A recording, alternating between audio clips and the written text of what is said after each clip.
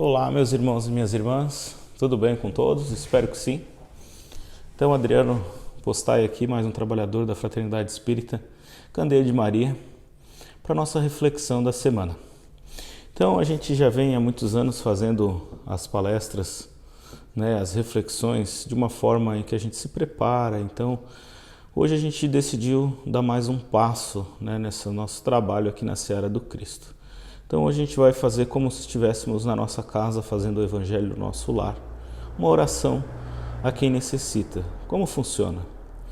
Funciona da mesma forma que quando a gente prepara, só que aqui é ao vivo e a cores, Então a gente primeiro agradece a espiritualidade pela presença de todos que estão assistindo, que estão buscando o seu trabalho, buscando o seu reequilíbrio no dia de hoje, que deixou o nome para a desobsessão aqui na casa. E que a gente possa então ter uma boa reflexão e conseguir alcançar o coração de todos. E aqueles que têm necessidade, que possam ser amparados então. Então a gente agradece, Senhor, por esse momento de confraternização com a Casa Espírita, nessa mesma alegria, do conforto que a gente tem na casa dos nossos pais. Então que a gente possa ter uma boa leitura desse Evangelho, explanando aquilo que a gente entende da passagem do Mestre Jesus. Que possamos então, Senhor, ser abençoado e que nós sejamos guiados pelas Tuas mãos. Que assim seja. Então, nesse momento, a gente abre o nosso Evangelho e vamos falar um pouquinho sobre daquilo que traz para nós no dia de hoje. Lembrando o Evangelho, o mesmo que a gente usa na segunda-feira aqui, só que a diferença é que aqui é na sequência, e hoje a gente vai fazer ele aleatório aqui. Então vamos ver. Abrimos aqui então, dentro da passagem, onde fala da beneficência, lá do capítulo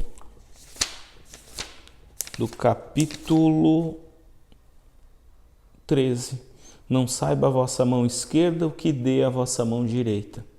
Então lá dentro do item 11, a beneficência.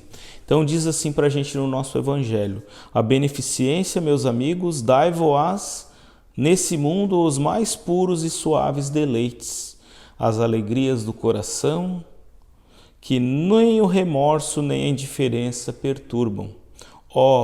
Pudesseis compreender tudo que de grande e de agradável encerra a generosidade das almas belas, sentimento que faz que a criatura as outras como olha a si mesmo, e se dissipa jubilosa para vestir o seu irmão.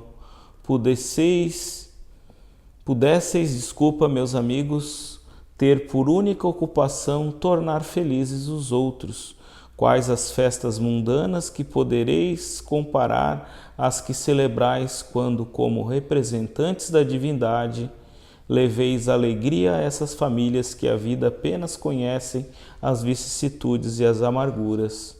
Quando vedes nela o semblante macerados refulgirem subitamente de esperança, porque faltas de pão.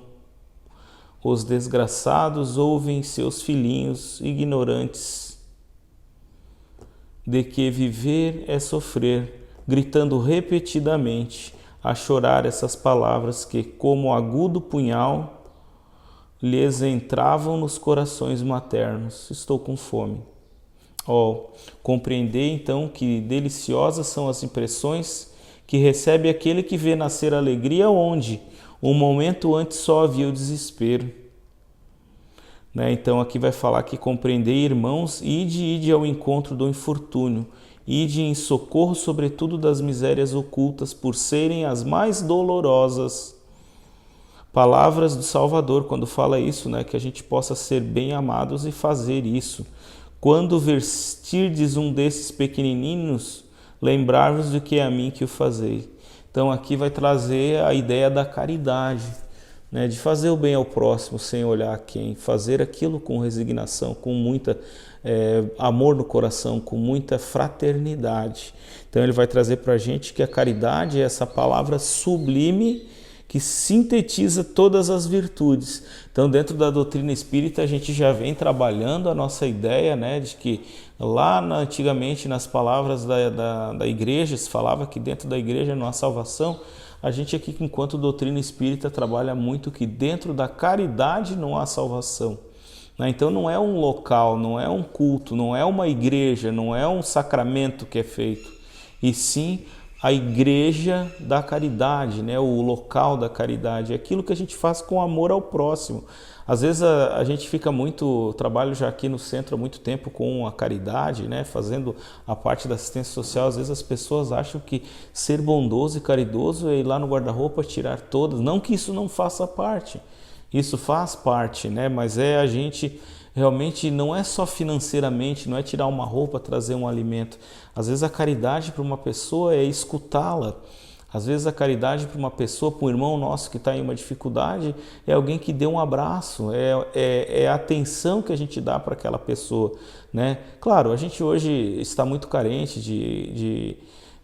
financeiramente falando, de apoio moral, intelectual, alimento, roupas, isso sempre vai ser importante para que a gente tenha essa beneficência, né, essa benevolência. Trabalhar também o resto, a indulgência, né, quando se fala lá do homem de bem no nosso evangelho, é a gente ser bondoso, caridoso, é a gente perdoar o próximo, tudo isso entra dentro dessa passagem. Mas aqui ele está dizendo para a gente, o Senhor, ó, quando vestisse uns dos seus pequeninos, né, ou seja, quando dera de vestir alguém, quando dera de comer alguém, é a mim que estáis fazendo. Porque Deus está em todos, então quando a gente ampara o nosso próximo, quando a gente é caridoso, quando a gente é um benfeitor, isso é muito importante, porque a gente está abraçando a causa de Deus, né, de Jesus.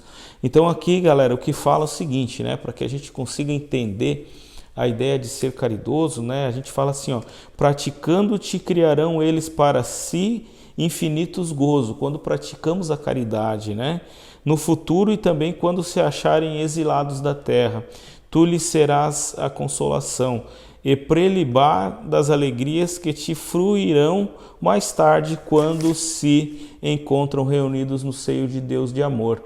Então aqui também fala que às vezes a gente acometa, né, esse erro, acaba fazendo esse pequeno deslize, é que a gente vai fazer a caridade a alguém e quando a gente chega no local que essa pessoa está, às vezes a gente quer apaga, a gente quer que a pessoa venha bajular a gente, venha ficar em volta da gente, tratar a gente diferente. E a verdadeira caridade, a pessoa caridosa, ela não precisa disso, porque a gente está fazendo isso com amor como se fosse para a gente, como se a gente estivesse na pele dessa pessoa. E você não ia querer ser humilhado ou algo assim, se fosse ao contrário, né? Então, quando a gente recebe essa paga aqui, lembre-se disso, né? Já está pago a caridade que a gente fez.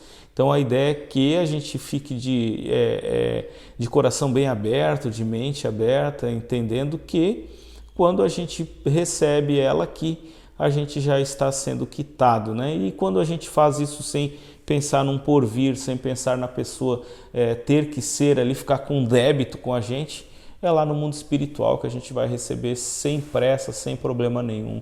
É como se cada caridade sem interesse que a gente fizesse aqui, a gente mandasse um tijolinho para a nossa obra lá no mundo espiritual, né? Para fazer a nossa morada lá, né? Então é mais ou menos assim que eu penso e falo sobre a caridade, né? Fazer o bem a alguém sem esperar algo em troca, é dar de coração, né? Não dar aquilo que não tem mais uso, né? E sim aquilo que ainda possa ser usado e bem utilizado, né? Então ele vai trabalhar para a gente o seguinte também, ó, né? Que os irmãos encarnados creiam na palavra do amigo que lhes fala, dizendo-lhes, é na caridade que deveis procurar a paz do coração. O contentamento da alma é o remédio das aflições da vida. Ó, quando estiverdes a ponto de acusar Deus, lançai um olhar para baixo de vós e vedes que de misérias a aliviar, que de pobres crianças sem família, que de velhos sem qualquer mão amiga, que os ampare e feche os olhos quando a morte os reclame, né? Então assim, quanto fazer o bem, não vos queixeis, ao contrário, agradecei a Deus e traga isso como prodígio na nossa vida, né? Né? Que o nosso dinheiro, aquilo que nós temos de material, seja utilizado para fazer o bem. Então assim, às vezes a gente conversa, né, meus irmãos, sobre a gente vai montar um grupo para fazer uma caridade, ajudar uma família, fazer um evento em prol de algo maior do que a gente, né? Tão bom quando a gente pode ser a pessoa que está doando, né? E nesse momento a gente não precisa ser a família que está recebendo, porque a gente já esteve nesse local. Se a gente for analisar, a doutrina espírita nos ensina das provas, né? Então a prova da riqueza, a prova da pobreza, e tudo isso vai nos deixando nesse momento com mais tranquilidade para o trabalho, que a gente então possa ser bondosos e caridosos, doando ao nosso próximo, ajudando o nosso próximo, dividindo aquilo que Deus nos deu nesse momento, que estamos numa prova não da riqueza extrema, mas estamos conseguindo sobreviver, né? Temos a nossa saúde, temos o nosso trabalho, a nossa ocupação, a gente tem o nosso tempo dentro da casa espírita. Então isso que é importante. Às vezes as pessoas pensam, eu não tenho condições.